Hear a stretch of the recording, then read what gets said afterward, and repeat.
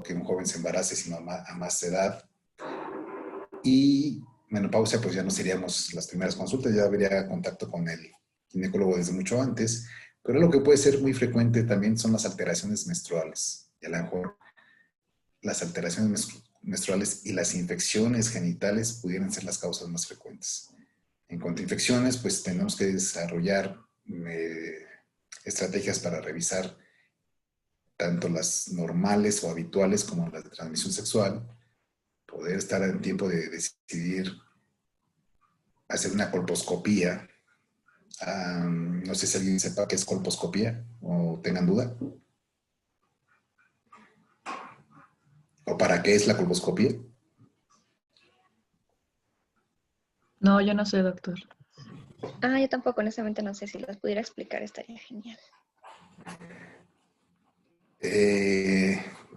Una pregunta que me imagino no me van a poder responder, pero ¿alguien sabe cuál es la capacidad diagnóstica estándar por medio de la detección del Papa Nicolau para detectar el papiloma humano? ¿Qué tan confiable puede ser el Papa Nicolau para detectar el papiloma humano? Porque al final de cuentas el Papa Nicolau lo usamos para detectar cáncer, de preferencia displasias o lesiones precancerosas, pero de cáncer, infección por papiloma humano, que en el 90% de los casos es la causa del cáncer cervicuterino.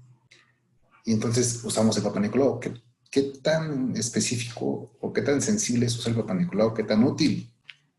Porque voy al Papa Nicolau y de por sí mucha gente no viene por el miedo, por el temor, por el dolor, por la pena. Y me hago un estudio que cuánto sé que va a ser efectivo. Se ha demostrado en muchas literaturas que es alrededor del 49 al 50% en forma estándar.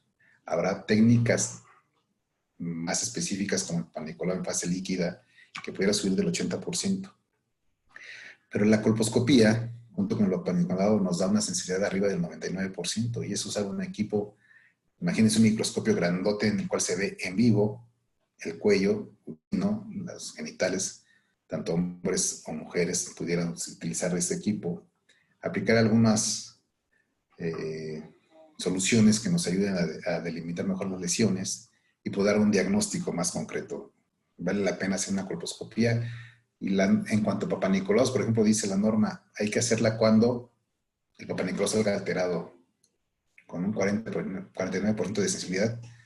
Muchos riesgos, muchos Papa Nicolau son negativos si la enfermedad está presente, ¿no? Es una crítica un poquito a la norma. Y a veces dicen, después de 3 parejas sexuales, siempre tiene que indicar Papa Nicolau y colposcopia juntos para realizar una mejor exploración por el riesgo que ya es más grande de tener una infección de este tipo, ¿no? Entonces, sí es bien importante que la gente vaya aprendiendo cuáles son las cosas que tengo que ir al ginecólogo y con qué ginecólogo tengo que ir. No todos los ginecólogos son colposcopistas, no todos los ginecólogos hicieron un curso de ultrasonido para poder definir unos diagnósticos específicos y mejores terapias, mejores planes de seguimiento. Entonces habría que también revisar de repente qué mi ginecólogo, qué otros estudios tiene para saber qué tan específico va a ser mi lesión. Y bueno, entrando a los problemas, que con eso empezamos un poquito hace ratito, con los problemas hormonales, que es lo más frecuente en las personas, ¿no? Infecciones vaginales, infecciones de pareja, infecciones de transmisión sexual y las lesiones ya orgánicas por una alteración hormonal previa o enfermedades hormonales. Entre las más comunes y a la cual el que más le suena es el síndrome de ovarios poliquísticos. No sé si lo conozcan. Sí, doctor. ¿Sí lo conocen? Sí. Ok. El síndrome de ovario poliquístico es una entidad donde muy frecuentemente hay retrasos menstruales. La mujer regla entre 2 o 3 meses. Hay un cierto riesgo de esterilidad o de infertilidad dependiendo del tipo de ovario poliquístico que tengan. Hay ciertas enfermedades concomitantes que van de la mano con el quiste de ovario poliquístico. Algunos le llaman hiperandrogenismo ovárico, algunos otros le llaman síndrome de anovulación crónica. Aún no se ponen de acuerdo en el nombre. El síndrome de ovarios poliquísticos tendrá unos 30 años de usarse o más. Pero esta entidad es una alteración o una pérdida de la regularidad entre las hormonas estrogénicas y progestágenas y nos produce una alteración menstrual. A final de cuentas, lo importante de esto es que el 50% de estas pacientes, después de los 30 años, va a desarrollar diabetes mellitus tipo 2. Por el puro hecho de tener síndrome de ovarios poliquísticos. Estamos en un país lleno de diabéticos, estamos en un país lleno de obesos, estamos en un país donde el médico a lo mejor trata la consulta, le da el tratamiento de ovarios poliquísticos, pero no prevenimos lo que le llamamos los médicos la prevención secundaria, queda perdida en ese momento para futuro evitar una diabetes temprana, ¿no? Si le va a dar, hay que ponerle a dar dieta, ejercicios, medicamentos, metformina, todo lo que sea necesario para retrasar la presencia de la diabetes o evitarla. ¿No? Si es genética, pues bueno, ya tendrá otra cosa, hay que ver.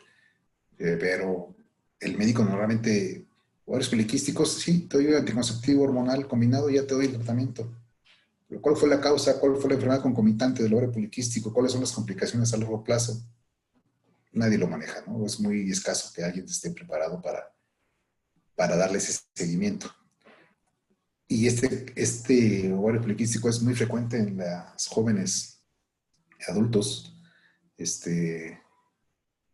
sin que se traten a veces porque se piensa que es normal o es habitual que esta situación se presente en una regla cada 2 o 3 meses, ¿no? Y mientras más se alargue la presencia, pues más cómodo para la mujer a veces, ¿no? Sin imaginar que tiene mucho que ver o repercutir con el futuro en la salud. ¿Hasta aquí alguna pregunta, muchachos? Bueno, ¿qué pasa en una consulta de ginecología? Dentro de los mitos no sé, no tengo la idea de cómo pensar una mujer cuando va a ir por primera vez al ginecólogo. Me imagino que les da miedo, por lo que yo alcanzo a ver aquí, les da pena. Va a depender con qué médico vaya. Sí, habrá médicos que interroguen muy estricto, que hay un protocolo muy estricto como se aprende en la escuela.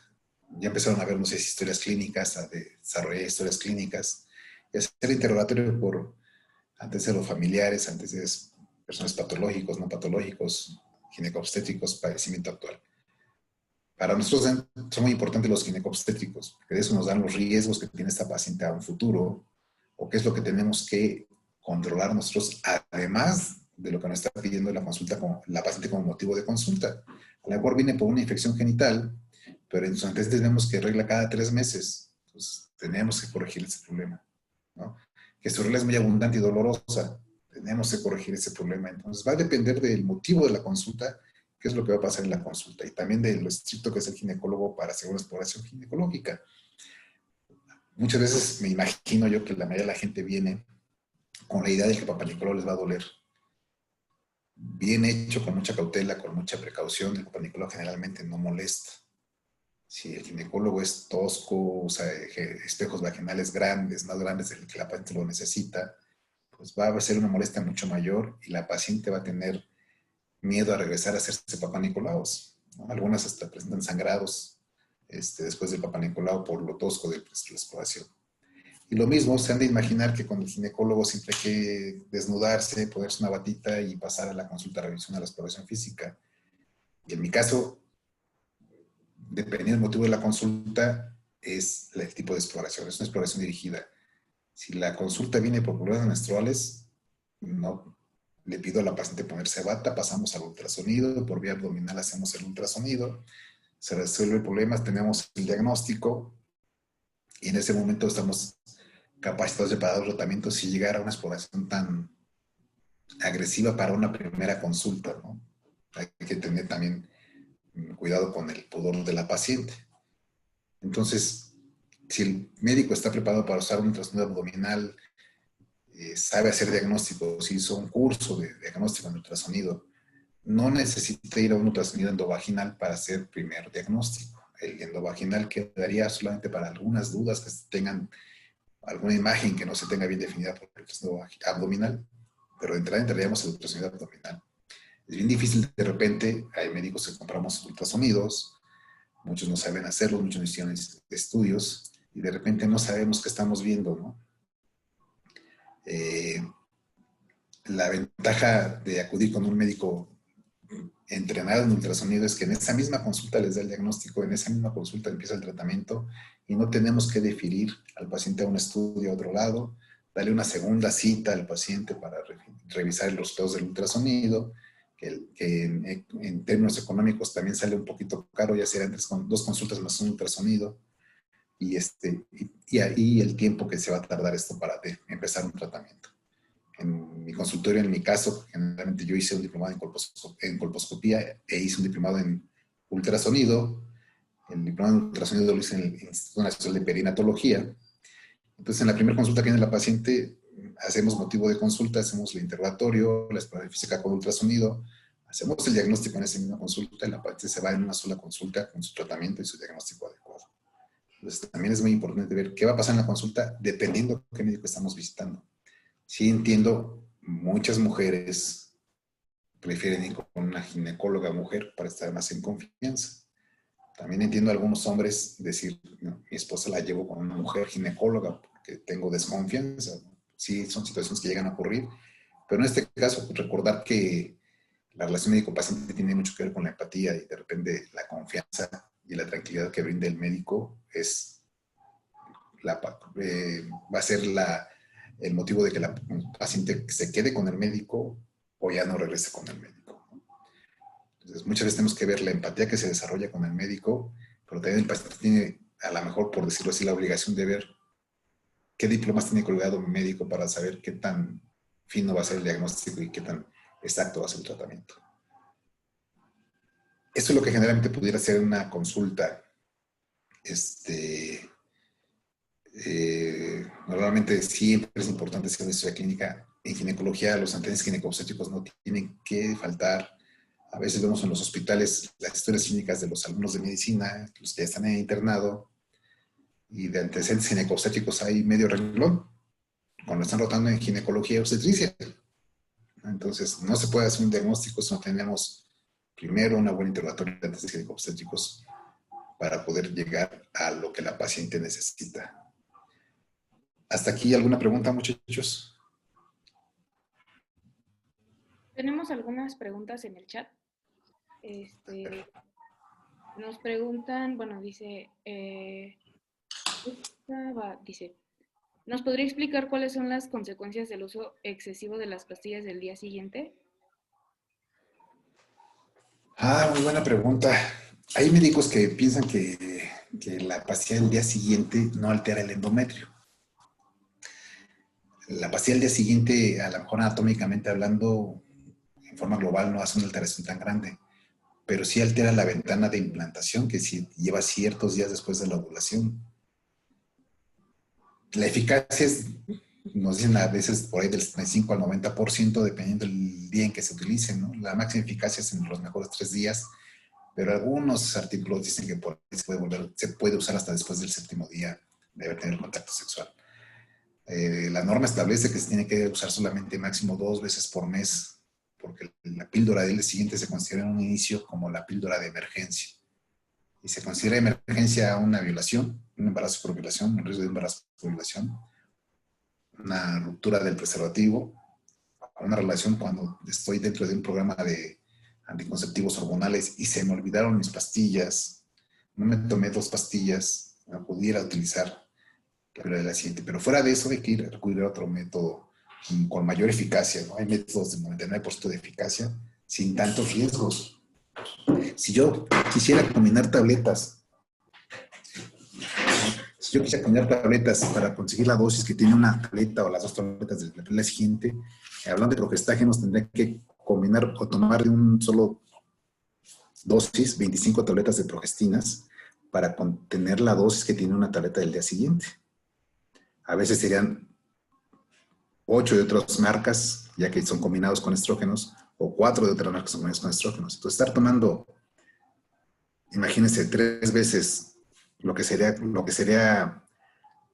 3 pastillas del día siguiente, equivalentes a 4 tabletas de cierta marca, estaríamos hablando de 12 a 16 tabletas, casi medio paquete del paquete anticonceptivo de 30 días, en solo 3 tomas.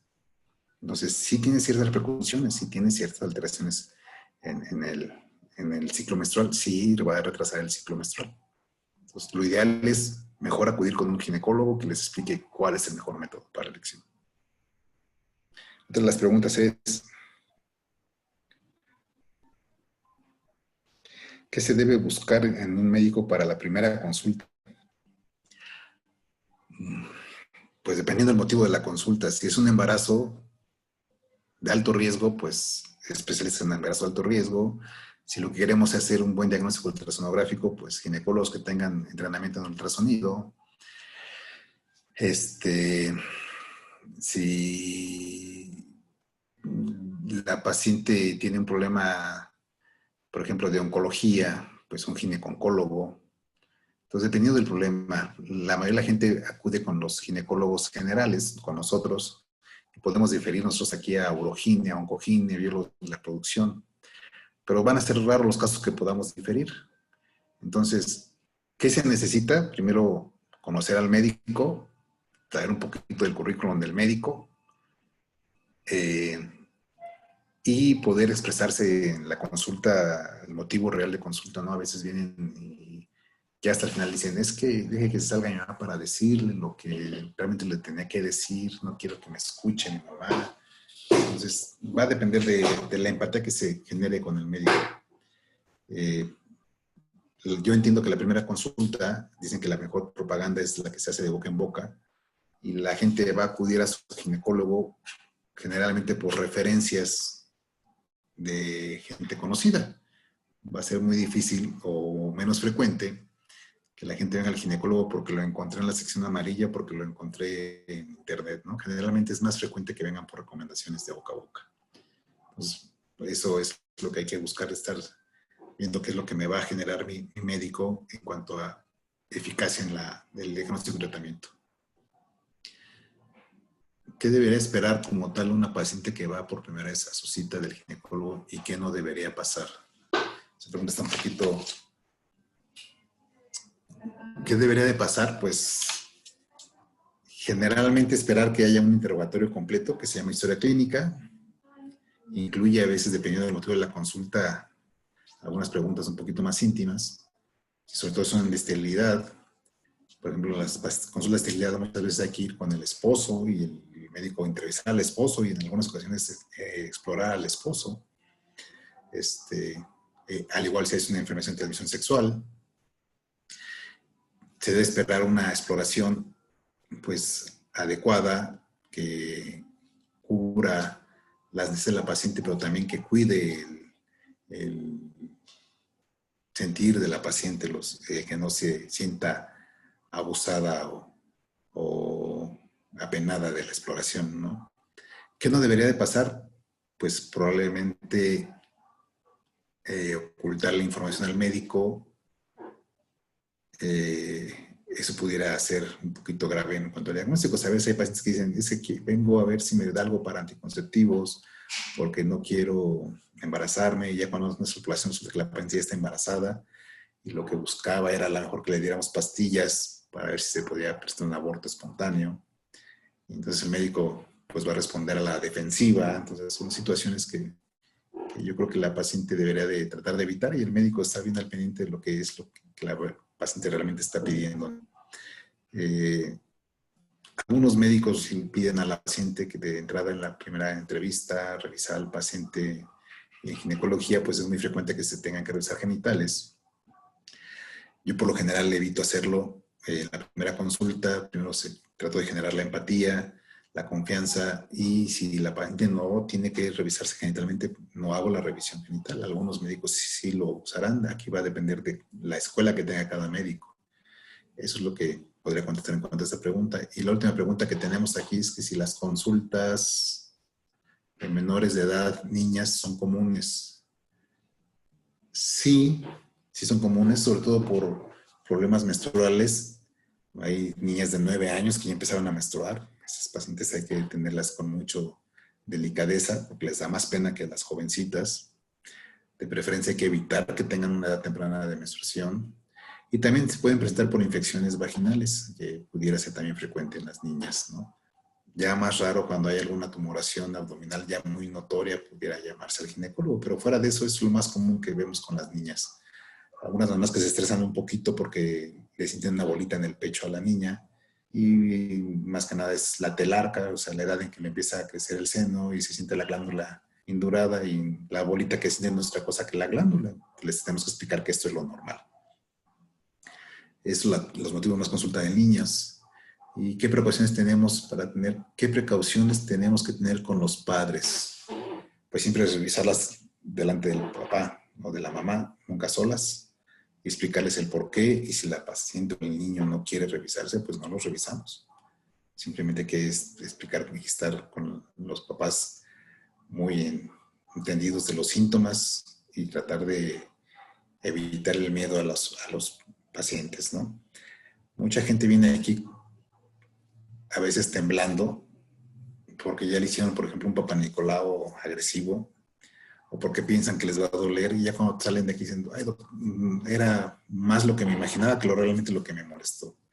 Realmente el Papá Nicolau no debe de doler, ¿no? Era más el miedo que le tienes como ir al dentista, es más el miedo al sonido del taladro del odontólogo que lo que realmente siente uno feo, ¿no? Entonces, pues hay que tratar de darle tranquilidad a la paciente, explicarles, sobre todo explicarles, ¿no? El ginecólogo, ni yo creo que ningún médico debe quedarse con información, se debe de poner sobre la mesa la información que tengamos de la paciente. Mira, pasa esto, tu primera opción de tratamiento, la ideal para ti sería esta. A lo mejor la paciente no puede económicamente o tiene ciertos miedos, la segunda opción sería esta, pero puede pasar esto, aquello. Y ir tomando la decisión terapéutica junto con el paciente. El médico no está obligado ni tiene la obligación ni la responsabilidad de quedarse al 100% con el tratamiento del paciente. O sea, el paciente y la pareja tienen que participar en su diagnóstico, tienen que participar en su tratamiento y ser usuarios de su propio tratamiento, ¿no? Nunca esconderse del paciente, nunca, si hay efectos secundarios del medicamento, nunca esconderse o ponerle la culpa al paciente, explicarles que muy probablemente hay anticonceptivos que puedan ocasionar que duela la cabeza, por ejemplo, o desencadenar efectos alérgicos. Entonces siempre hay que explicarles qué puede pasar, siempre hay que tranquilizarlos y contestar todas las dudas que se puedan tener. Aquí tenemos otra pregunta. Cada que se recomienda hacer el Papá Nicolau. Híjole, pues también es muy buena pregunta por la diversidad de opiniones. Les digo, yo a veces con la norma oficial no estoy muy de acuerdo. La norma oficial nos dice que por lo menos, nos dice en tiempo, de preferencia cada 6 meses, por lo menos una vez al año. Yo, dentro de mí, opino, un Papá Nicolau en fase normal, hacerlo una vez al año. Yo me he encontrado aquí con pacientes que tienen Papá Nicolau negativos y al revisarla tienen cáncer cervicuterino. Ya no displasia, cáncer. Obviamente eso es muy poco frecuente. Es más frecuente encontrar Papá Nicolau negativos con displasias agresivas. Y me he encontrado Papá Nicolau positivos y cuando hacemos la colposcopía no hay nada. Entonces la capacidad del Papá Nicolau de equivocarse también es muy grande. Tiene muy poca especificidad y muy poca sensibilidad. Entonces yo creo que si va a ser puro Papá Nicolau, yo lo recomiendo bien hecho cada 6 meses. Si lo vamos a hacer con colposcopía, ahí sí diría una vez cada año, una vez al año. Doctor, perdón por interrumpirlo, pero bueno, a mí no me queda muy claro qué es la displasia. No sé si me lo puede explicar, por favor. La displasia, se le llama displasia a una lesión precursora del epitelio cervicuterino, en este caso hablamos de displasias cervicales, a una lesión del epitelio que es precursora a una enfermedad maligna. Como podemos explicarlo en una forma rápida, es una entidad premaligna. Y la displasia se le conoce de muchos nombres, displasia leve, moderada o severa. A partir de ahí avanza cáncer. También se le conoce como neoplasia intraepitelial grado 1, 2 y 3. Mientras más avanzado sea el grado, pues es más cercano lo que va al cáncer. Y también se le conoce como lesión intraepitelial de alto o de bajo grado. Al final de cuentas, lo que está alterado es el epitelio por lesiones ya precursoras, generalmente en el 90% de los casos por el virus de papiloma humano, que están haciendo que las células alteren su función, su forma, metabolismo, su mitosis y que tengan cierto riesgo de hacerse cancerosas. Esa es una displasia, no sé si me expliqué. Sí, doctor, muchas gracias. Ok. ¿Qué más tenemos? ¿Para cuánto tiempo se recomienda hacer? ¿Cómo se puede lograr que la paciente pierda la pena en la consulta? Pues es difícil, yo creo que la confianza se la va a ganar la paciente en el tiempo que le dediquemos a interrogarlo, que mostremos respeto hacia la paciente en el interrogatorio, que le expliquemos cuáles son los riesgos que hemos encontrado en el interrogatorio. Mira, en tu historia clínica yo encuentro esto y esto alterado, me gustaría hacer esos estudios, ofrecerles un plan de tratamiento, que la paciente se dé cuenta que te estás preocupando por su caso, que no lo estás viendo rápido, a la y se va, citas de 20 minutos, que estás enfocando bien su cuidado y que la exploración física que le vas a ofrecer tú le expliques por qué le quieres ofrecer o por qué la tienes que revisar de esa forma, ¿sí? Para que ella sepa que lo que le estás diciendo o pidiendo es coherente con lo que estás encontrando y que necesitas hacer cierto tipo de exploración. Yo creo que eso es la mejor confianza, que la paciente se dé cuenta que el médico está enterado, escuchando y que está preocupado o que tiene el interés de ayudar al paciente. Yo creo que eso es lo que más fácilmente rompe la pena de la primera consulta, ¿no? ¿Alguien tiene alguna otra opinión? ¿Alguien que quiera compartir su primera experiencia con el ginecólogo? ¿Qué sintieron? ¿No han ido? Yo sí he ido, doctor. ¿Y cómo te fue? Pues, No nos digas a qué fuiste, nada más dinos qué sentiste antes de ir. pues yo sabía que pues si vas es porque pues para resolver tus dudas y pues sabes que es un profesional y pues contarle tus preguntas, inquietudes, porque pues a veces uno va pues iba con miedo, porque a lo mejor piensas que te puede juzgar o algo, pero todo bien, nomás te pregunta pues tus antecedentes, la razón de la consulta y pues en general bien. Después me hizo yo le pedí que me revisara, ¿no? Porque yo quería como asegurarme que todo estuviera bien. Y ya me hizo como un como ultrasonido. Y ya me dijo que todo estaba bien, que no tenía ningún quiste. Y así me dijo que Sí, fuera cada 6 meses o cada año. sí. Sí, generalmente la paciente tiene que saber que va al ginecólogo. Es muy raro la paciente que llegue obligada por los papás a ir con el ginecólogo, ¿no? Una vez me tocó a mí que me trajeron una chiquita de 16 años, la mamá doctora, porque pues se enteró que su hija tuvo su primera relación sexual y quería que la revisáramos para estar seguros de que no tenía ningún problema. Entonces la niña venía con mucho miedo, no sabía que era el ginecólogo, le hicimos una revisión, una colposcopía y en su primera relación, pues al mes de su primera relación ya tenía una displasia leve. Y entonces cuando ella se enteró que todo lo hicimos en una consulta rápido y el tratamiento, quedó contenta con la sesión que hicimos y se le quitó toda la pena y todo el miedo y viene frecuentemente el ginecólogo y participa mucho en sus estudios, participa mucho en su seguimiento. Entonces, va a depender el motivo de la consulta por el cual alguna consulta pudiera ser no penosa, a lo mejor planificación familiar, climaterio, y algunas podrán ser un poquito penosas con infecciones, ¿no? Venéreas, pues a algunos hombres hasta eso les da vergüenza. Entonces, dependiendo del motivo de la consulta, va a ser el grado de vergüenza que tenga la paciente o no. ¿Y a partir de qué edad se recomienda acudir a la primera consulta con el ginecólogo? Pues va a también depender del problema que tenga la paciente. O sea, si es por planificación familiar, pues desde antes de iniciar relaciones sexuales. Si es por embarazo, desde antes del embarazo. Si es para prevenir efectos secundarios a largo plazo del climaterio, pues desde que empiece el climaterio. Entonces, dependiendo lo que le esté preocupando a esa paciente en ese momento, es la edad en que tendrán que ir.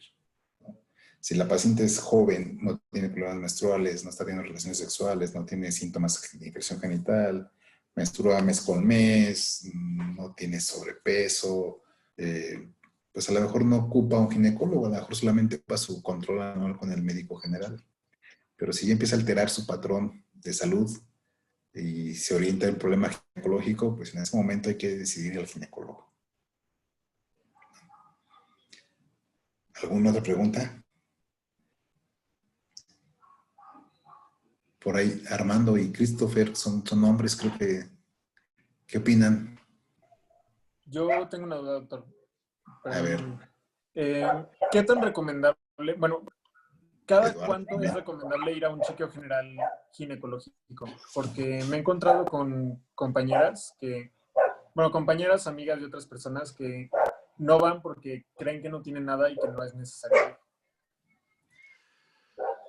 Bueno, el chequeo va a ser, la frecuencia del chequeo va a ser dependiendo la entidad por la cual acudieron. Si fue por embarazo, fíjate, por embarazo, se debe ir, la primera consulta ideal sería en el antes del embarazo, para definir que la paciente está en buen estado de salud para lograr un embarazo y tolerar un embarazo. Se supone que el embarazo tiene que ser benigno y no correr riesgos de muerte de la mamá. Un embarazo puede matar a una mamá. La siguiente consulta tendría que ser una vez que la paciente esté embarazada y ahí se define si está embarazada, se confirma el embarazo, cuántos bebés son, dónde están implantados y se solicita para una siguiente consulta laboratorios generales. Esos se revisan a la siguiente semana y a partir de ahí, si todo está bien, las consultas serían mensuales. Hasta el 7º mes, del 7º al 8º serían quincenales y del 8º al 9º serían semanales. O por lo menos eso es lo que nos dicen la mayoría de los libros de obstetricia. Déjenme decirles que hace unos años yo era el titular de la materia de ginecología obstetricia de la FEMUAC en el 9º y 10º semestre. Y tenemos cierta controversia porque esto lo dicen los libros y nuestra norma oficial mexicana nos dice el término para embarazo por lo menos 5 consultas. Cuando la consulta del embarazo tiene que ser extensa en calidad y extensa no en cantidad, sino en calidad y seguridad, ¿no? Con 5 consultas a mí se me hace muy poco poder prevenir algún problema de embarazo. Luego por eso tenemos tanta mortalidad materna. No nos da tiempo de revisar muchas cosas.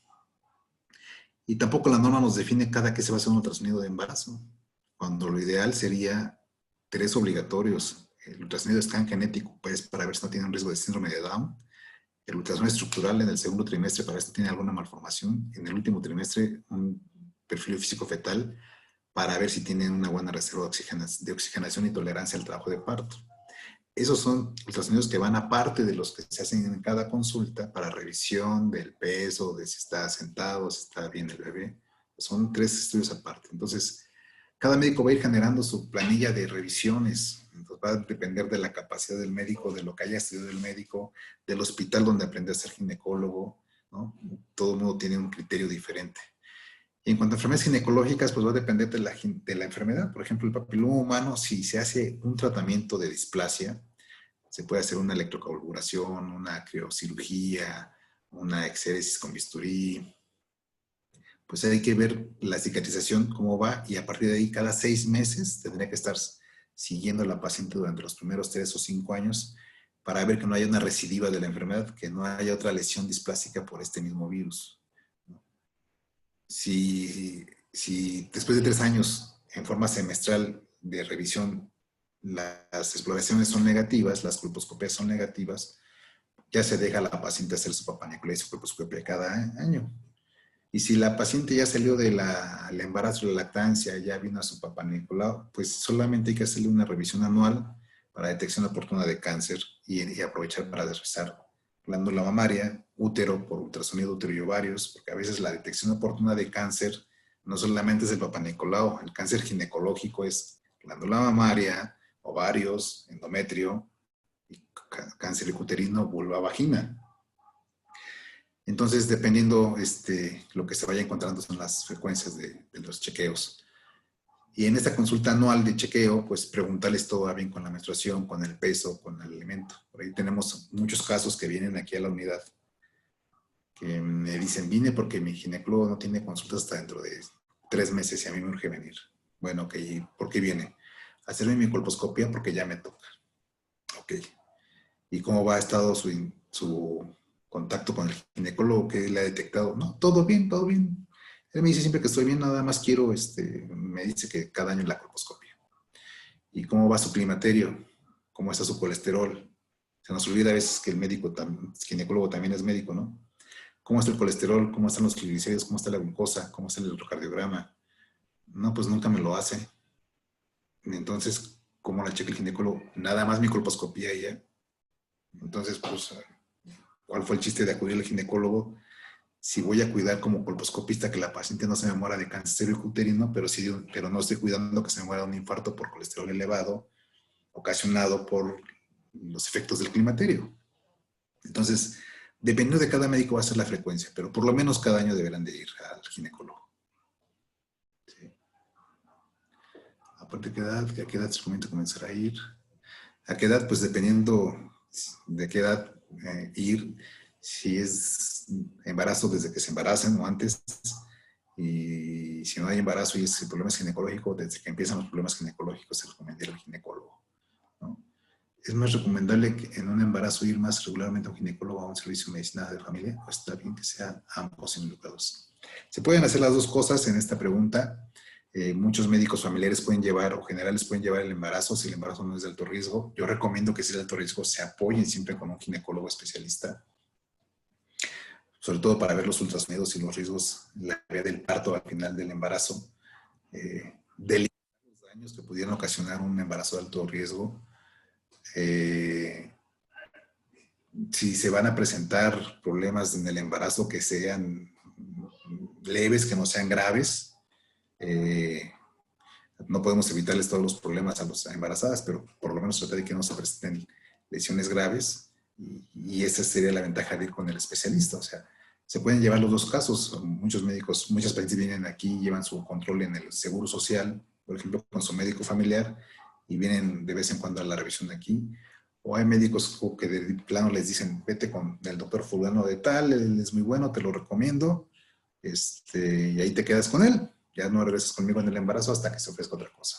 Entonces, dependiendo cómo se ponga de acuerdo el médico con el paciente, pues se puede llevar exclusivamente el médico familiar, exclusivamente el médico ginecólogo, o las dos personas llevar el embarazo. ¿Alguna otra pregunta? Sí, hay otra preguntita, dice que si todas las mujeres reciben terapia hormonal en climaterio. No, no todas.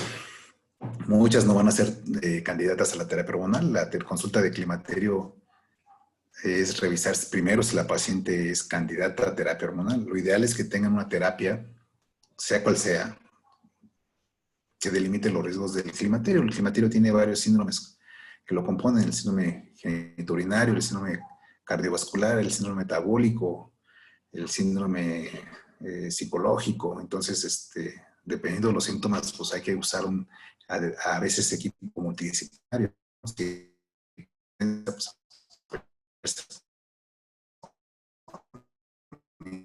internista, que hace un programa psicológico, todólogo, un psicólogo, pero no todas son candidatas a terapia de restitución hormonal, y entonces a ellas hay que buscarles un medicamento o una serie de medicamentos que le ayuden a no tener tanta pérdida ósea, por ejemplo, que le ayuden a no tener una osteoporosis temprana, que le ayuden a no tener tantos síntomas, sin tener las repercusiones que para ella representaría la terapia de restitución hormonal. ¿Qué recomendaciones se les debe dar a una paciente que en su siguiente cita tenga una revisión de Papá Nicolau? Muy buena pregunta. El Papá Nicolau se debe de hacer por lo menos los días previos, mínimo 3 días previos al Papá Nicolau, no haber tenido relaciones sexuales, no haberse aplicado ningún medicamento en forma intravaginal y no haber estado menstruando.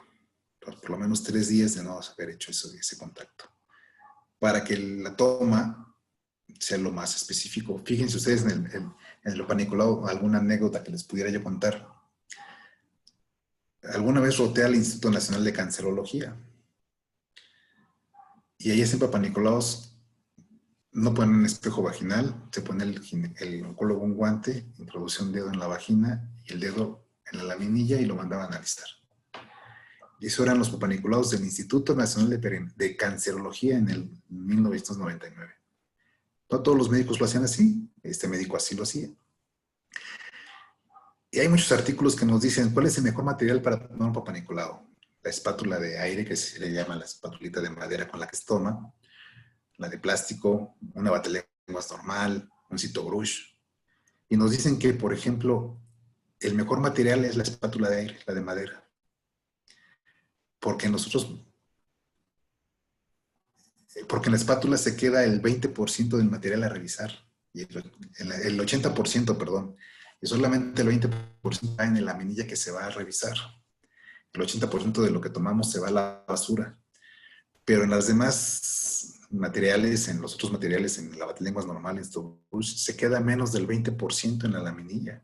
Entonces, la que más muestra da es la espátula de aire. Y hay unos ginecólogos que solamente usan el citobrush para la muestra endocervical y el Papa Nicolau debe llevar la muestra exocervical y la muestra endocervical. Entonces, tenemos que llevar en una medilla 2 manchones de muestras, la endocervical y la exocervical, ¿no? Entonces, pues el Papa Nicolau va a depender, tiene muchos factores por lo cual el Papa Nicolau se equivoca. Lo que me tarde yo en pasarle el fijador en spray va a hacer que el estudio salga mal. Si va demasiado sangre porque estaba la paciente cerca de la menstruación, pues se van a ver más eritrocitos o componentes de la sangre que las células epiteliales del cervix. Si va mucha leucorrea, si van espermatozoides, pues van a ser factores que no nos dejan revisar una buena tinción del Papa Nicolau. Si no extendí bien la muestra en la laminilla y la puse toda amontonada, pues va a haber células sobre otras que no se van a poder definir cuáles son las buenas, las adecuadas, ¿no? Entonces, de preferencia hay que decirle a la paciente 3 días previos no haber tenido relaciones, no haber tenido relaciones sexuales y no haber tenido sangrado menstrual, estar limpia de sangrado menstrual, para poder hacer un buen Papa Nicolau, tratando de cubrir los otros factores por los cuales me pudiera fallar el Papa Nicolau, ¿no? No sé si esto quedó claro. ¿A qué edad se tiene que hacer estudios como la mastografía? Ahora, esto también es un poquito variado, dependiendo. Se recomienda que la paciente, en forma global, se pueda hacer mastografías después de los 40 años. Antes no se deberían hacer mastografías. Pudiéramos adelantarlo a los 35 años si la paciente, o antes, si la paciente tiene antecedentes, a los 35 años si la paciente tiene antecedentes de cáncer mamario en familia directa, mamá, tías, hermanas. O un poquito antes de edad, si la paciente tiene una lesión sospechosa de cáncer. Hay cáncer mamario en pacientes de 30 años, por ejemplo, 28 años. Entonces, a veces les podemos hacer la mamografía. La realidad es que no se puede hacer la mamografía antes porque dependiendo de las gestaciones que ha tenido la paciente y el periodo de lactancia, va a haber una cierta sustitución grasa en la glándula mamaria. Y en la mamografía, la glándula mamaria que es una glándula mamaria joven, que no ha tenido tantos embarazos, que no ha tenido tanto periodo de lactancia, va a ser una glándula radiológicamente densa, muy blanca, ¿sí? Y los tumores cancerosos se ven también blancos. Entonces, un tumor blanco sobre un filtro, un contraste blanco, no hay que lo contraste, no hay forma de ser. Entonces, no podemos ver qué lesiones son buenas o malas. En cambio, pacientes de procesos de 40 años que ya tuvieron bebés, que ya tuvieron hijos, ya tuvieron lactancia, ya tienen más sustitución grasa, la glándula radiológicamente es más, menos densa, es más negra, por decir así, la imagen translúcida. Y entonces es bueno contrastar esa imagen translúcida contra un tumor blanco, una lesión blanca. Pero más que nada es por eso la edad de las mamografías. De preferencia hacerlas después de los 40 años. Ojo, igual que la colposcopía, la mamografía aumenta su eficacia si se combina con el ultrasonido mamario. Hay un porcentaje entre el 15 y el 17% de las lesiones cancerosas de mama que no se detectan en la mamografía, pero que sí se pueden detectar por ultrasonido mamario u otras técnicas, ¿no? Una resonancia magnética, una termografía, galactografías, todo esto. Pero el ultrasonido mamario se puede hacer a cualquier edad. Entonces, una paciente que tenga un nódulo mamario, esta semana hay una paciente de 22 años que tenía un nódulo mamario y la revisamos por ultrasonido y le encontramos que era un quiste de 3 centímetros. Entonces, esta paciente le diagnosticamos la imagen quística, le diagnosticamos los criterios de benignidad por ultrasonido de que la lesión era benigna y por medio del ultrasonido guiamos una biopsia a una aguja, metimos la aguja con una jeringa, conectada a una jeringa a esa bolita llena de líquido, aspiramos el líquido y el quiste se le quitó. Se desaparece el quiste, se hace pequeño porque no tiene contenido, y ese líquido se puede mandar a analizar. Generalmente los quistes nunca se hacen malignos, entonces generalmente va a ser una lesión benigna, pero se manda a analizar para que la paciente tenga la certeza de que clínica benigna, imagen benigna, ultrasonido benigno, citología benigna, su lesión, aunque la tenga o la haya tenido, no fue un cáncer y la paciente se queda muy tranquila. Entonces el ultrasonido sí se puede hacer a cualquier edad, y si la paciente tiene, muchas pacientes tienen dolor mamario cuando van a menstruar, se llama mastalgia cíclica, a los pacientes les conviene hacerse un ultrasonido porque ya están formando fibrosis o quistes pequeñitos que pudiera prevenir su crecimiento con cierto tratamiento. Entonces vale la pena acudir con el ginecólogo que les haga un ultrasonido. La mayoría de los ginecólogos aquí en esta entidad no hace ultrasonidos mamarios. Nosotros lo aprendemos a hacer porque fuimos a una institución grande, la mejor del país, para hacer ultrasonido, pero fuera de eso es muy difícil que hagan los ginecólogos ultrasonidos mamarios. Generalmente los difieren con los radiólogos. Entonces, pero bueno, sea quien sea, hacer un buen ultrasonido mamario, ¿no? Y tapificarlo, igual que la mamografía, se debe de poner un BIRATS de calificación 1, 2, 0, 3, 5. El ultrasonido también tiene que tapificarse por ese medio, por el BIRATS. ¿Alguna otra pregunta, muchachos? Y hay otra preguntita, doctor. Dice, ¿qué determina que una paciente sea candidata a un tratamiento hormonal? ¿Qué determina que una paciente Sea candidata a un tratamiento hormonal? ¿Cómo? No entiendo. Aquí encuentro qué determina que una paciente sea candidata a un tratamiento hormonal. Ah, ok. Me imagino que estamos hablando del climaterio.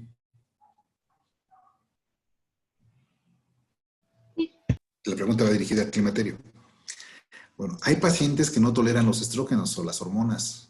Si la paciente es hipertensa, diabética, obesa, tiene fumadora, tiene varices, y yo le doy estrógenos como tratamiento de restricción hormonal, pues probablemente le voy a provocar una trombosis, y la trombosis me la puede matar de una embolia pulmonar. Entonces, hay pacientes que no toleran las hormonas y se las toman y tienen dolor de cabeza, visión borrosa, migraña. Esos pacientes tienen el riesgo de tener un evento cerebrovascular, aunque sea leve, pero tienen el riesgo de tenerlo. Y en los pacientes no podemos darles este tratamiento, no podemos determinar los estrógenos o las progesteronas para ellas. Las que no se pueden con estrógenos les podemos dar progesteronas o testosteronas o algún de los receptores, pero fuera de eso tenemos que estar viendo a cada paciente. Habrá quien nada más se pueda quedar con calcio, vitamina D y ejercicio para tratamiento, ¿no? ¿Qué recomendaciones les debe dar a una paciente que Papá Nicolau, qué edad tiene para hacer estudios como la nosología? ¿Qué grado de dolor puede ser normal en la menstruación? Bueno, aquí el dolor no sé si quedó claro lo de la terapia hormonal. Sí, doctor, gracias. Sí, ok. La siguiente pregunta es, ¿hasta qué grado de dolor puede ser normal la menstruación? ¿Y en qué momento se debe asistir al ginecólogo por este motivo? Aquí es un poquito ambigua la pregunta porque depende del umbral del dolor de cada persona. Hay gente que un dolor leve la está matando, y hay gente que un dolor intenso o una situación intensa pues apenas la está sintiendo. Yo creo que si yo fuera mujer con una menstruación dolorosa, yo acudiría al médico que me diga si es normal o no es normal. Habrá situaciones que digas, pues sabes que no es nada malo, no hay tumores, no tienes nada, pero te va a seguir doliendo. Bueno, ya sé que no tengo nada que operarme, ya sé que me tengo que hacer la idea de que mis menstruaciones van a ser mensuales dolorosas y que por lo tanto, cada que me va a bajar la menstruación, me tengo que prevenir con mis analgésicos para que mi ciclo no sea tan doloroso, ¿no? Tampoco tengo por qué aguantarme el dolor. Pero yo acudiría inmediatamente que tuviera dolor en la menstruación, yo acudiría al médico a ver qué está pasando. No sé si alguien tenga otra opinión. Tratamiento hormonal, ¿hasta qué grado puede ser el motivo? ¿Cuál es la diferencia entre el mioma y quiste? Ok, el quiste generalmente es una forma sacular, un globo, por llamarle así, con contenido líquido, que hablando en ginecología puede coexistir en el cuello uterino, que se llaman quistes de Nabot, y son glándulas que forman productoras de moco y que se tapan y se empiezan a llenar de moco, y en el ultrasonido se ven quísticas, imágenes, unas rueditas negras que se ven por ultrasonido en el cuello de la matriz. Son benignos. Puede haber quistes también en los ovarios. Ahí sí puede ser malignos o benignos y son, repito, formas saculares, contenido líquido, o puede ser contenido mixto, líquido y sólido, ¿no? Y en los senos, en la glándula mamaria, puede haber quistes que son bolitas. En la glándula mamaria puede haber también bolitas duras, que ya no son de contenido líquido, que se le llaman fibromas o fibroadenomas. Por eso la enfermedad se llama mastopatía fibroquística, ¿no? Y en el útero hará algo parecido.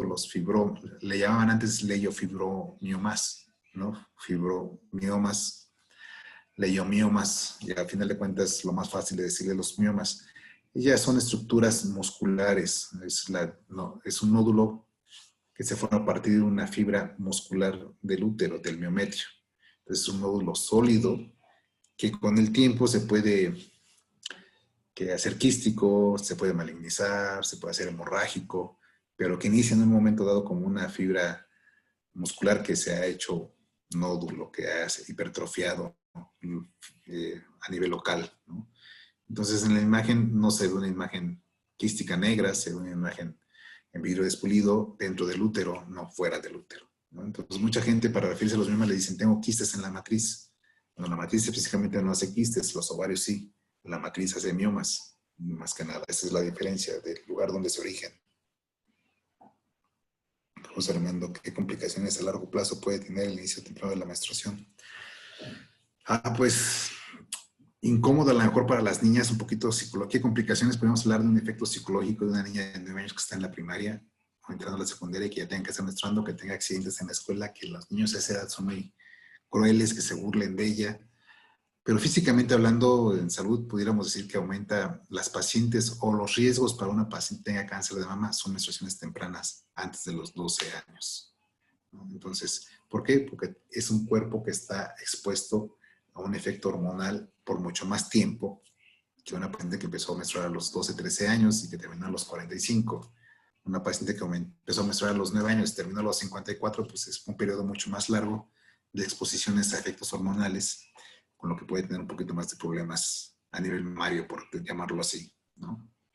Esa sería la situación. Además de que una vez que empieza la menstruación, se supone que ya el metabolismo hormonal, por decirlo así, ya ocasionó que se cierren los núcleos de crecimiento. Y entonces las chiquitas que empezaron a los 9 años van a ser mamás de estatura baja. Y entonces, ¿por qué? Porque ya no van a crecer después de ahí. Y entonces, pues van a obligar a hacer más cesáreas que partos, porque la paciente de estatura baja generalmente termina en cesárea, muy bajitas, de 1,40 o menos. Pero lo ideal es tratar de ir con el ginecólogo a ver si todavía está en posibilidad la paciente, si no se le han cerrado sus núcleos de cistificación, y si no tiene mucho tiempo menstruando, tratar de detener la menstruación para favorecer que ésta se presente mucho tiempo después y que la paciente siga teniendo su crecimiento óseo como debe ser el adecuado. Doctor, tengo una duda. Cuando mencionó lo del grado del dolor de la menstruación, por ejemplo, en mi caso, a mí no tengo cólicos, pero a mí Ajá, me duele qué bueno. mucho, pero a mí me duele muchísimo la cabeza, o sea, y como que no lo puedo controlar así con alguna Analgésico. pastilla. Ajá, La ¿hay cabeza. alguna razón?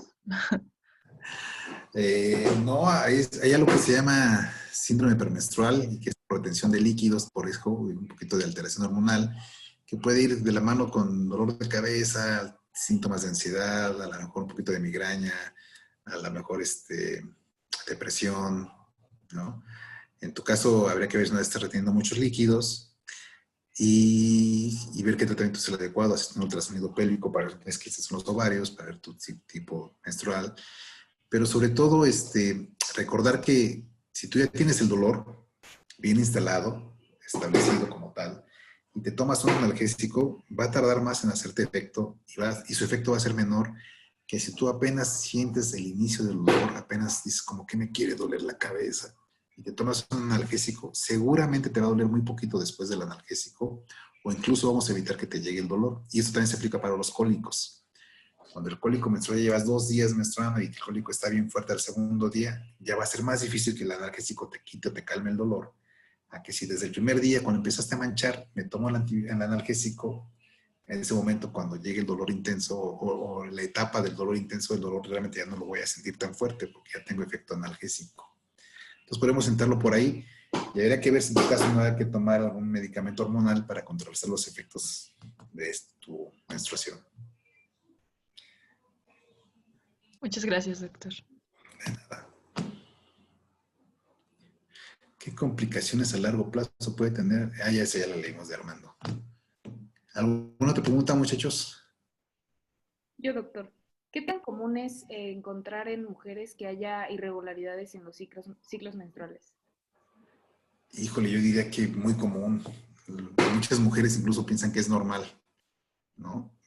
Entonces, sí es muy común. Yo creo que en un 30% de la consulta es por alteraciones menstruales, ya sea a cualquier edad, ¿no? Entonces, habría que estar dentro como médico general, saber que el ritmo tiene que ser cada 28, 30, 33 días, que tiene que ser mensual, periódico, que no debe faltar.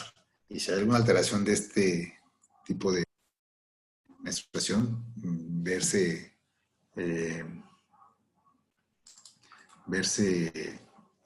con la idea de irse al médico, luego con el ginecólogo para definir que no haya ningún otro problema hormonal, ¿no?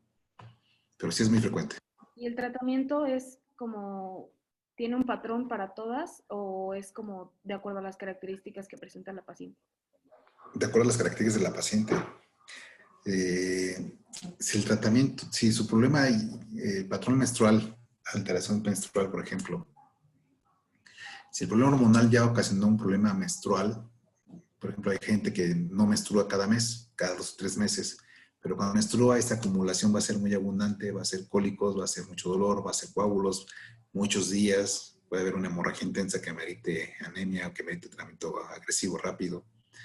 Entonces, pues hay que darle un tipo de tratamiento diferente a una paciente que me esté menstruando cada 15 días y en forma abundante. Me dicen, menstruo cada 15 días y cada menstruación me dura 8 días, doctor. Pues va a ser muy diferente. Hay personas que me dicen, es que menstruo ahorita 3 gotitas, pasado mañana otras 3, pasado mañana un chorrito. Entonces, esto es una alteración hormonal que en su mayoría hay que corregirlo con hormonas.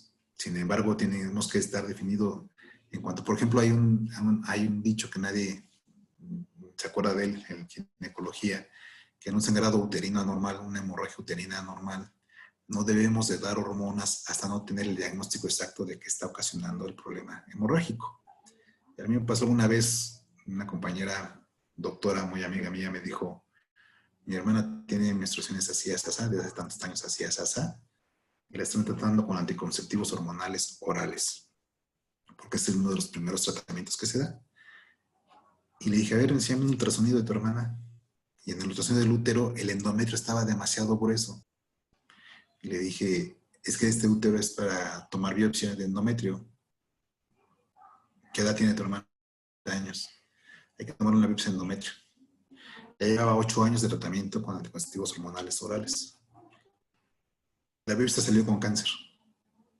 Entonces, quien le recetó los anticonceptivos hormonales se le olvidó el dicho, el parámetro de no dar tratamiento hasta no saber qué es lo que está ocasionando. Entonces se retrasó el diagnóstico por tanto tiempo, el cáncer ya estaba avanzado en etapa 4, la paciente falleció 3 años después, perdón. Y todo por no hacer un buen ultrasonido, no hacer una buena biopsia, pensar que todo se soluciona con anticonceptivos hormonales. Entonces no siempre es así. Hay que ver qué tratamiento le corresponde y si corresponde un tratamiento hormonal, qué tipo de hormona le conviene más a esta paciente. Puede ser combinada, puede ser progestágeno, o a veces no darle hormonas en otro tipo de tratamiento que ayude a controlar el sangrado, ¿no? ¿Alguna otra pregunta? Yo, doctor. Mencionó hace rato que en caso de que la menstruación temprana afecte el crecimiento, se puede detener. Pero, Sí. ¿cómo se puede hacer esto y tiene algún efecto secundario detener la menstruación una vez que ya inició una niña? Cuando son los primeros ciclos, yo creo que esto se puede hacer en los primeros ciclos. Hay que hacer análisis exhaustivos en la paciente, en la niña en este caso, y uno de los métodos que podemos usar para controlar la menstruación o retrasar la menstruación son usar los análogos de la NRH. Eso hace que tu hipotálamo no produzca hormonas que se conectan con el hipófisis y que a su vez estas se conectan con el ovario. Y entonces no hay producción de FSH, no hay producción de LH, por lo tanto el ovario no va a producir estrógenos ni progesterona, la menstruación se va a parar, vas a regresar a tu etapa infantil hablando hormonalmente y entonces el hueso va a seguir creciendo. El resto podemos estar usando hasta que tengamos ya una edad adecuada, a lo mejor 11 años, bueno, pues 11 años. No es tan lo adecuado, ya es mejor que los 9 años, ¿no? Y eso nos permite controlar la menstruación y darle la oportunidad a la paciente que pueda crecer un poquito más en estatura, ¿no? Entonces, hay que estar viendo el tratamiento. Acordándonos que el eje hipotálamo, hipófisis, ovario, tiene regulaciones a la baja y regulaciones a la alta, las retroalimentaciones que antes se llamaban así, y hay que ver en qué momento podemos dar ciertos medicamentos. ¿Alguna otra pregunta? Si se dan cuenta, el tema de decir cuándo voy es mi primera consulta al ginecólogo y por qué es muy ambiguo, es muy alto, entonces por eso lo quería hacer así como una sesión de preguntas abiertas para tratar de abarcar más las necesidades o las interrogantes, que más que nada empezar a darles un rollo mareador y al final de cuentas decirles ¿tiene dudas? Y nadie, ¿no? Nadie conteste. Pero bueno, qué bueno que sí se prestó el tema para muchas preguntas. ¿Alguna pregunta, muchachos? Ya tenemos casi una hora en plática. No sé si tengan algo más preguntas. Yo tengo una pregunta. ¿Qué estudio o, bueno, sí, qué estudio es el que se hace para saber si eres como candidata a un tratamiento hormonal de anticonceptivos? ¿Hormonal para Anticonceptivo. qué materia? Para anticonceptivo. Ujú. Siempre que vamos a manejar hormonas tenemos que preguntarle a la paciente su ciclo menstrual, su ritmo menstrual. ¿Cuántos días? ¿No? Te voy a poner un ejemplo muy claro. A veces pasas al seguro y te dicen, es que pongas el DIU, señora, y pongas el DIU. Y la paciente menstrua 8 días, menstrua con mucho dolor y menstrua en forma irregular. Ponerle un DIU a esa paciente, tenemos un 50% de probabilidades o más de que se va a empeorar el dolor, van a aumentar los días de sangrado y van a aumentar la cantidad de sangrado, ¿no? Entonces esta paciente cuando se ponga el DIU va a decir, no me cayó el DIU, voy al médico que me lo quiten, luego el médico se va a pelear con ella porque no se lo quiere quitar porque va a perder porque es familiar, y luego la paciente va a hablar mal del DIU a su comadre, a sus primas y a todo el mundo y a sus hermanas, y entonces el DIU tiene una mala fama. Y eso es culpa de los médicos. No lo revisamos, no le decimos cada que se tiene que revisar. Y en las hormonas pasa un poquito igual. Por ejemplo, no les decimos el primer ciclo anticonceptivo, el primer ciclo de tabletas, la primera cajita de tabletas no es anticonceptiva. Tiene que usarse con un método de barrera, de preferencia el preservativo. Para el médico alterar el ciclo menstrual, el ciclo ovárico dura 90 días. Entonces, para que tenga una eficacia efectiva es a partir de 90 días. ¿De acuerdo? El ciclo menstrual es mes con mes, pero el ciclo ovárico es de 90 días, ¿no? Entonces está la selección del folículo, la maduración del folículo, la ovulación. Eso es en el último mes, pero la selección viene desde 90 días antes. Entonces, si la paciente tiene enfermedades que no deben tomar hormonas, como migraña, como varices, tabaquismo intenso, hipertensión, diabetes, ya algunos antes le llaman contraindicaciones, ahora le llaman precauciones de uso, ¿no? Entonces, ¿por qué? Porque ya los anticonceptivos ya cada vez son con menos concentración de hormonas en su píldora, entonces ya no tenemos tantos efectos secundarios, pero aún así hay quienes tienen efectos secundarios. Y tenemos que decirle, si se presenta dolor de cabeza, dificultad para respirar, dolor torácico, hay que suspender inmediatamente el medicamento porque podemos estar ante un evento cardiovascular, ¿no? Ya sea cerebral o torácico. Hablando de hormonas, pues es más fácil suspender una tableta que suspender una inyección de 3 meses, que ya puse una inyección ahí de una carga tremenda de hormonas para 3 meses, ¿cómo se la saco? ¿No? Ahora, la mayoría de las pacientes que no son tolerantes a los estrógenos se benefician mucho con anticonceptivos hormonales de progestinas. Y en progestinas hay tabletas que son muy usadas para la lactancia, porque es el anticonceptivo, las progestinas que se pueden usar para la lactancia, los estrógenos se pueden usar en lactancia. El implante subdérmico y el dispositivo, o el SIU, para que no llamarle dispositivo y la gente no se apanique con el nombre de dispositivo, ahora se le llama sistema intrauterino, ¿no? Entonces el SIU es aquel dispositivo que es muy conocido como Mirena, que es un dispositivo con una carga hormonal que puede durar hasta 5 años y que tiene una eficacia de arriba del 99%, mayor que las tabletas, ¿no? Mayor que el DIU normal, mayor que el preservativo. Entonces, hay que ver qué tipo de hormonas necesita la paciente, si va a ocupar hormonas, y si no, buscarle otro método que no sea hormonal. Puede ser barrera, puede ser el dispositivo o el ritmo, dependiendo de la situación. Es muy poco frecuente encontrar una paciente que no tolere nada, ¿no? Siempre se le puede encontrar algo a la paciente. Gracias. Ahora, los Vamos que a están ver. estudiando medicina, muchachos, un consejo, sobre todo aquí el Comité de Derechos Sexuales y Reproductivos. Antes había un comercial muy bonito de unos niños, y decían ahí, para darles pocos hijos y ciertas cosas así de planificación familiar, ¿no? Llegó cierto partido político al gobierno y quitaron las propagandas en la televisión de los anticonceptivos porque eran en horas infantiles. Y la educación médico-paciente, la educación paciente al hijo, debe quitarse sus tabús. Y ahora que se suspendieron muchas situaciones de planificación familiar, nos hemos encontrado con jefes de servicio de planificación familiar que ponen el implante subdérmico en la parte externa del hombro, del brazo y sin anestesia, ¿no? Totalmente diferente a lo que nos dice la técnica, como debe poner. Eso que es el jefe de salud reproductiva del tal hospital, ¿no? Nos hemos encontrado residentes o adscritos o internos que no saben poner un dispositivo. Como es diferente poner un dispositivo con la mano en el posparto, posplacenta, que con la pinza, hacia dónde deben ir los hilos, ¿no? Hay gente que pone el dispositivo con el aplicador en un posparto. No se debe poner el aplicador en un posparto. Entonces, a veces tenemos que atender los partos, vemos cómo ponen los dispositivos y les digo, no sabes poner un dispositivo. Y se enojan porque les estoy diciendo que no saben poner el dispositivo. No sé quién nos enseñó. Pero ojalá hay técnicas, la norma oficial mexicana dice cómo se debe poner un dispositivo, cómo se debe usar el aplicador, cuándo se debe usar el aplicador. Y sobre todo, no pelearse con un paciente, es una recomendación que les doy.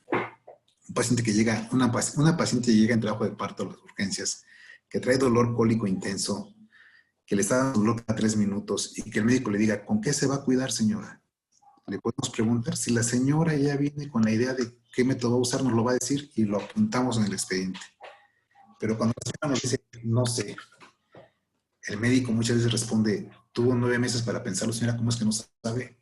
Ya tiene tantos hijos y empieza la agresión, ¿no? Nunca se debe de sugerir un método anticonceptivo cuando la paciente no está en su 100% consciente. El trabajo de parto evita que esté al 100% consciente y responsable de ella. Entonces, debe ser en el control prenatal previo al trabajo de parto o ya cuando la paciente está en su cama descansando después del parto, al alta, ¿no? Pero estarle exigiendo que se ponga un dispositivo durante el trabajo de parto, eso no se debe hacer. No es ni ético ni lo autoriza la norma oficial mexicana. Entonces, por ahí hay que echarle una leída a los que están ahí en el comité. Yo creo que ya lo leyeron. Y a la mejor me estoy equivocando, a la mejor ya nos cambiaron la norma, ya no dice la norma que hay que aplicársela a todos. No diga eso. Hay que ponerse a leer muy bien qué es esto de la planificación familiar y los derechos reproductivos de cada paciente.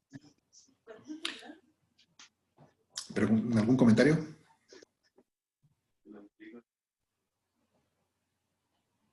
¿No? Bueno, muchos, les agradezco mucho la atención. Realmente, Doctor, yo tengo una ¿sí? pregunta.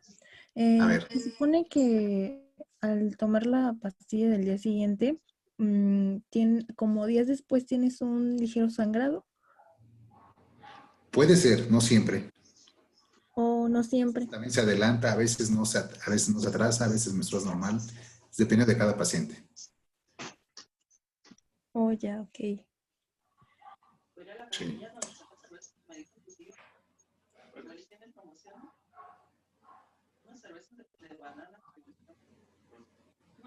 ¿Cómo? No sé si alguien está hablando, se escucha como de fondo. Sí, ¿verdad? ¿Alguien, alguna pregunta que tengan por ahí? Bueno, aquí hay otras preguntitas en el chat. Preguntan que si es necesario acudir al ginecólogo en caso de un sangrado intramenstrual. ¿Es necesario acudir al ginecólogo en caso de un sangrado intermenstrual? Sí, depende de la edad, sobre todo. Si la paciente tiene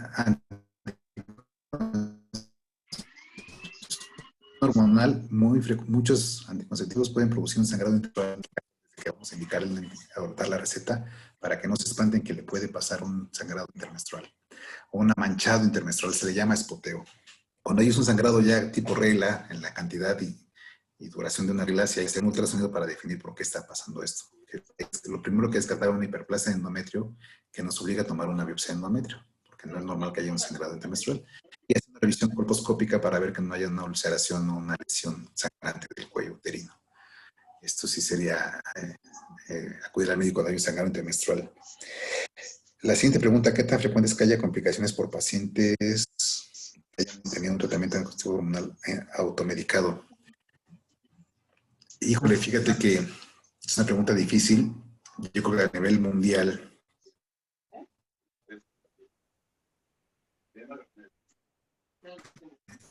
se usan millones de anticonceptivos al día y realmente es muy poco. Nuestro tema, los médicos tenemos que reportar, se llama SUIVE, tenemos que reportar el número de casos que vemos de ciertas enfermedades, sobre todo las infecciosas, y el número de casos que tenemos de efectos secundarios de medicamentos, y los médicos no los reportamos. Entonces, la estadística actual de qué tan frecuente es, pues es difícil de conocer porque la mayoría de los médicos no hace el reporte. Ahora, por anticonceptivos, ¿cuáles son los más frecuentes? Dolor de cabeza, náuseas, un poquito de depresión, acné, eso es lo más frecuente, cuando se le llaman síntomas leves, efectos secundarios leves, y esos pueden ser tolerables y esperar unos 3 meses de uso para que el cuerpo se adapte a ese medicamento, para que la mujer se adapte, para que su situación se adapte. Y después de 3 meses de uso o en cualquier momento que se presente un efecto secundario severo, que será dolor de cabeza intensa, visión borrosa, que veas lucecitas, dolor torácico, dificultad para respirar, en cualquier momento de que se presente ese síntoma o que ya pase más de 3 meses de anticonceptivos con efectos secundarios leves, se debe suspender el medicamento porque la mujer no es tolerante a estas hormonas. Luego, la siguiente pregunta: ¿se supone que tomar la píldora del día siguiente tienes un ligero sangrado días después? ¿Es correcto? No, ya la contestamos. Esta no es siempre que se va a presentar un sangrado, ¿no? Es diferente en cada paciente. ¿Algo más, chicos? Son todas las preguntas. Sí. ¿Todo bien? Sí, todo muy bien. No sé si alguien quisiera agregar algo. Por ahí hubiera sido bueno la opinión de Eduardo y de quién más estaba como hombre. Armando fue sí habló. Para Aldo, para ver qué opinaban de la situación, porque a veces es difícil que las pacientes traigan a sus parejas a la consulta, pero que sea lo ideal. Les agradezco mucho su atención, muchachos. Realmente fue un honor estar con ustedes. Les recuerdo mi nombre, Alfredo Sánchez Olvera.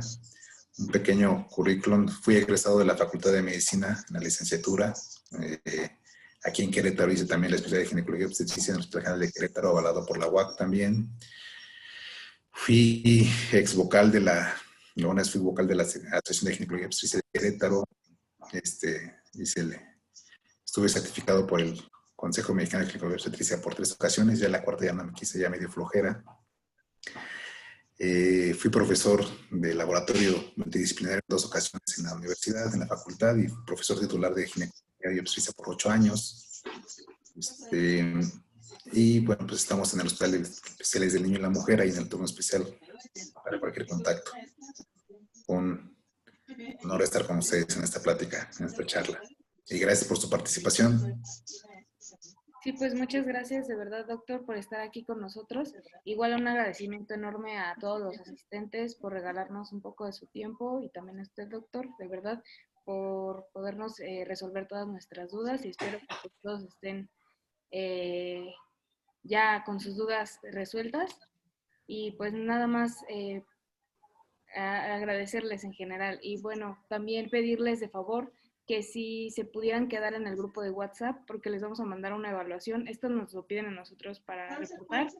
Entonces sí se los agradecería de verdad que nos apoyen con eso, resolviendo esa encuesta en unos minutos que nos va a ser muy sencilla.